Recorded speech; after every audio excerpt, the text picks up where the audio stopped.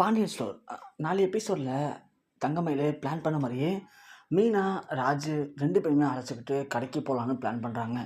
கடையில் போய் மாமாவுக்கு 50வது பிறந்தநாளுக்கு ட்ரெஸ் எடுக்கலாம், அப்புறம் அவருக்கு gift வாங்கலாம், நிறைய விஷயங்கள் பண்ணலாம் அப்படின்னு சொல்லி இங்கே தங்கமயிலு, மீனா, ராஜு 3 பேருமே ஆசாசியாக கிளம்பி வெளில போகிறாங்க. ஆனால் இதை பார்த்த கோமதிக்கு தான் கொஞ்சம் சந்தேகமாகவே இருக்குது. இவளுங்க 3 பேருமே தங்கமயிலு வீட்டுக்கு தான் போகிறாங்களா? எனக்கு என்னமோ சந்தேகமாக இருக்கே. இவளுங்க 3 பேரும் பேசிக்கவே மாட்டாளுங்க. மீனாவும் ராஜும் தான் பேசுவாங்க.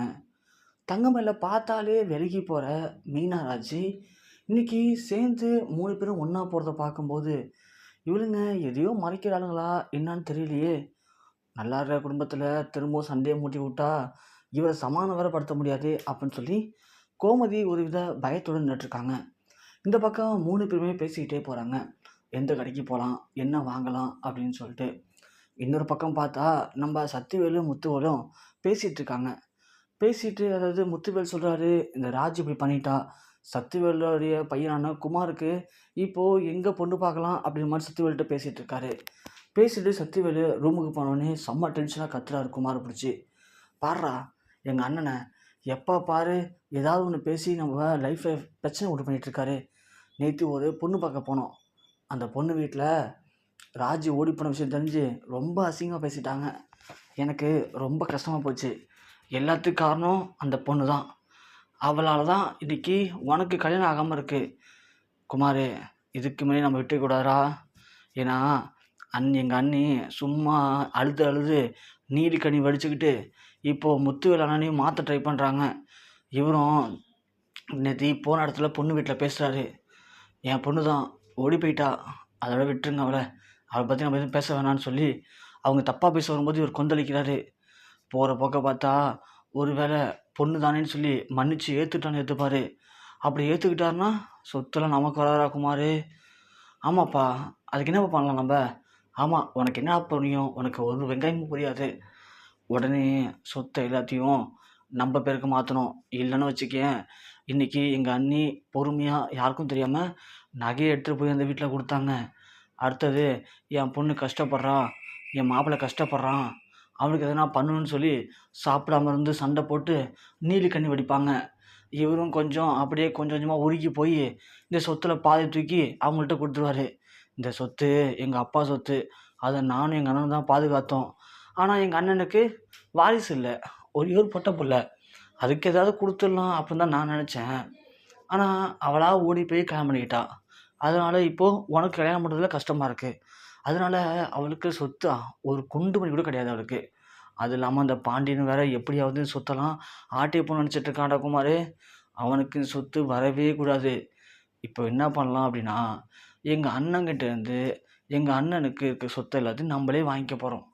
அப்போனா பெரியப்பாவை ஏமாற்ற போகிறோமாப்பா? அடேய், அதுக்கு பேர் ஏமாத்தத்தில்லடா. எங்கள் அண்ணன் அவருடைய மனப்பூர்வமாக இந்த சொத்து எனக்கு வேண்டான்னு அவராகவே எழுதி கொடுத்துட்டாரு அப்படின்னா, அப்போ சொத்துக்கெலாம் வாரிசு யாரா? நீ தானே. அப்போது நீ தான் சொத்தெல்லாம் ஆள போகிற. அந்த ஓடுகாலி இங்கேருந்து ஓடி போனதுனால அவளுக்கு ஒன்றுமே நம்ம தராமல் விட்டுற போகிறோம், அவ்வளோதான் அப்படின்னு சொல்கிறாரு சக்திவேலு. அதுக்கு குமார் கேட்குறான், அது எப்படிப்பா சாத்தியமாகும்? அது எப்படி பெரியப்பா சொத்துலாம் எழுதி கொடுப்பாரு? அவருக்கு உள்ளுக்குள்ளே கொஞ்சமாச்சும் பாசம் இருக்கும்ப்பா. அதோட பெரியம்மா வேற அடிக்கடி என் பொண்ணு என் பொண்ணுன்னு துடிக்கிறாங்க. அதனால் கண்டிப்பாக பெரியம்மா இதுக்கெல்லாம் ஒத்துக்க மாட்டாங்கப்பா அப்படின்னு சொல்ல சக்திவேல் ஒன்று, அதான்டா குமார், நீ வடிகட்டின முட்டாளாக இருக்க. உனக்கு புரிஞ்சுட்டாண்டா அதிசயம் குமார். எப்போ பாரு இந்த காளி பசங்களோட சுற்றிட்டு இருந்தா அப்புறம் எப்பட்றா உனக்கு இந்த மாதிரிலாம் யோசிக்க தோணும்? இப்படி சில்லித்தனமாக தான் யோசிப்பேன். அடே, அண்ணன் ஒரு காலமும் அப்படி எழுதி கொடுக்க மாட்டாரா?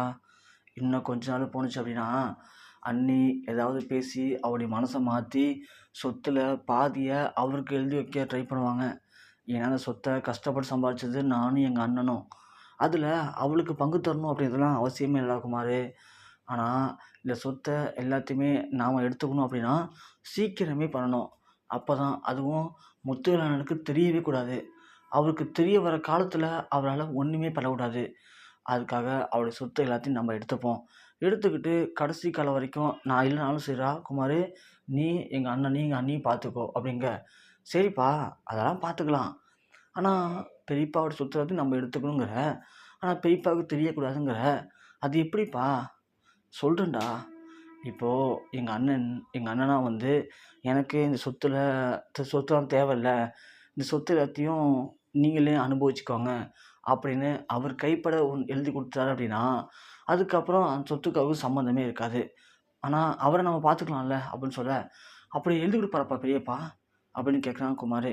அடேய், எப்படா எழுதி கொடுப்பாரு? நாம் தான்டா அவர்கிட்ட எழுதி வாங்கணும்.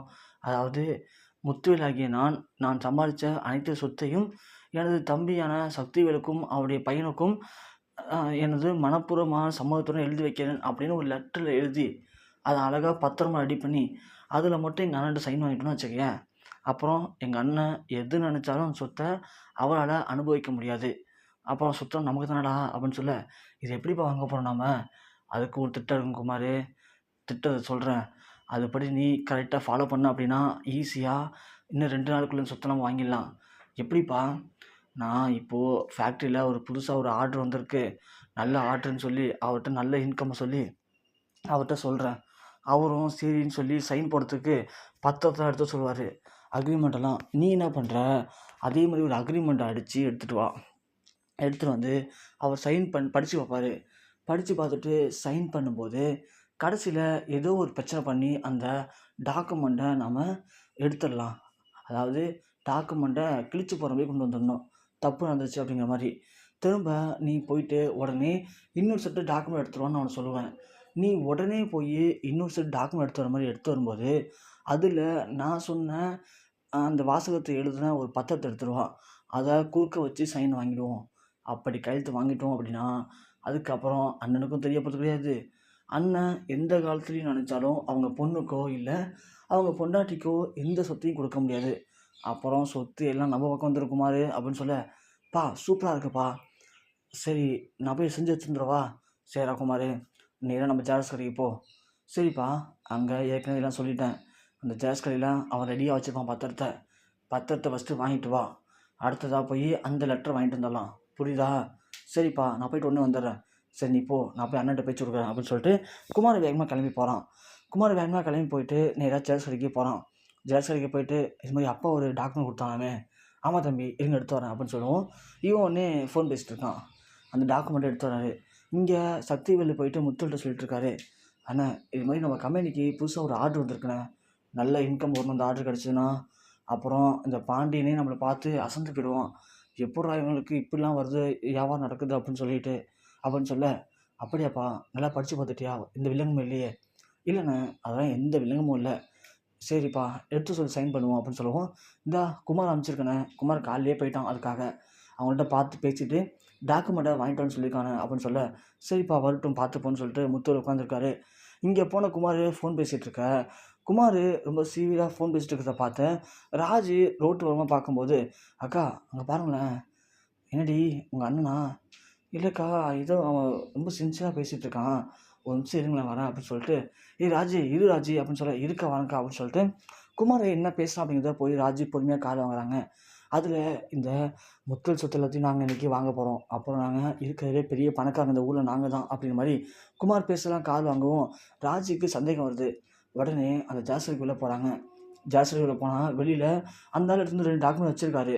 அதில் ஒன்றில் ஒரு பிஸ்னஸ் டாக்குமெண்ட்டும் இன்னொன்றில் முத்துவேலாகிய நான் எனது சொத்துக்களை மனப்பூர்வம் சம்மதத்துடன் எனது தம்பிக்கும் தம்பி குடும்பத்தினருக்கும் எழுதி வைக்கிறேன் அப்படிங்கிற பேப்பர் இருக்குது. அதை பார்த்தோன்னே ராஜு ரொம்பவுமே ஷாக் ஆகிடுறாங்க.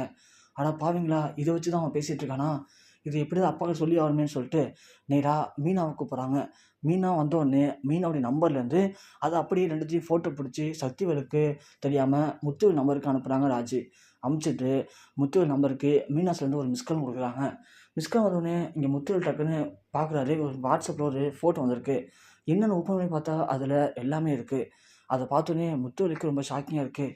யார் இது, எப்படி இந்த இதெல்லாம் அமைச்சிருக்காங்க, இதில் என்னமோ சொத்து எடுத்து சக்திவேல் எழுதி வைக்கணும்னு இருக்குது. அப்போது சக்திவேல் வேணும் அவங்களை ஏமாற்ற ட்ரை பண்ணுறானா அப்படிங்கிற மாதிரி இங்கே முத்துவேல் ரொம்பவுமே அதிர்ச்சி அடைகிறாரு. முத்துவேல் நம்பவே முடியல. அதோட ராஜு அந்த ஃபோட்டோ கடையில் குமார் பேசிகிட்டு இருக்கிறத அப்படியே ஒரு ஃபோட்டோ எடுத்து அனுப்புகிறாங்க. அதை பார்த்த முத்துவேலுக்கு இது நமக்கு தான் ஜாஸ்தி கிடையாச்சு அப்படின்னு சொல்லிட்டு நேராக அங்கே ஃபோன் அடிக்கிறாரு. இந்த நம்பருக்கு அடித்தா மீனா எடுக்கல முதல்ல. ஜெயஸ்கர் கழிச்சு கேட்டால் ஒரு 3 பொண்ணுங்க வந்தாங்க, அவங்க தான் அனுப்பிச்சிருப்பான்னு நினைக்கிறேண்ணே அப்படின்னு சொல்ல, இங்கே சக்திவேலுக்கு ஒரு சந்தேகமாக இருக்குது. ஏன்னா காலையிலேயே மீனா, ராஜி அப்புறம் தங்கமயிலு 3 பேரும் வெளில போகிறத முத்துவேல் பார்த்துருக்காரு. இதெல்லாம் வச்சு பார்க்கும்போது தான் பொண்ணு தான் இதை அனுப்பிச்சிருப்பா. அப்போது இத்தனை நாளாக தான் தம்பி தம்பின்னு சொல்லி தம்பி மேலே இந்த அளவுக்கு பாசம் வச்சுருந்தோம். ஆனால் இன்றைக்கி அவனும் அவன் குடும்பமும் சேர்ந்து நம்மளை ஒட்டுமொத்தமாக ஏமாற்ற ட்ரை பண்ணுறாங்களே அப்படிங்கிற அதிர்ச்சியில் அப்படியே உறைஞ்சி போய் முத்துவேலு உட்காந்துருக்காரு. தான் பொண்ணே இல்லைன்னு சொல்லி இந்த குடும்பத்தை விட்டு அடித்து துரத்தி அவளை எவ்வளோ அசிங்கப்படுத்தினாலும் தன்னை வந்து இது வரைக்கும் அவள் அப்பாவை மதித்து இந்த அளவுக்கு தன் மேலே இருக்கிற அன்புலையும் மரியாதையிலையும் தன்னை ப்ரொடெக்ட் பண்ணுறா. ஆனால் நாம் போய் அவளை ஒரு பொண்ணாக மதிக்காம விட்டுட்டோமேன்னு சொல்லி ரொம்பவுமே ஃபீல் பண்ணுறாரு முத்துவேலு.